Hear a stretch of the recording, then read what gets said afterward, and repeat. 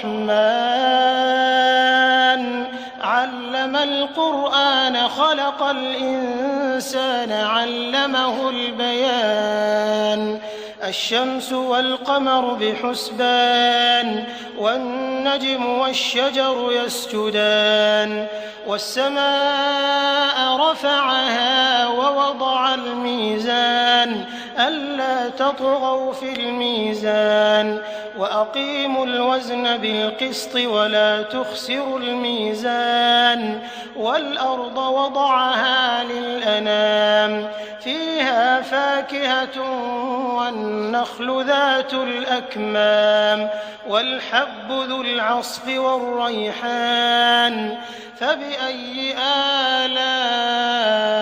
ربكما تكذبان خلق الإنسان من صلصال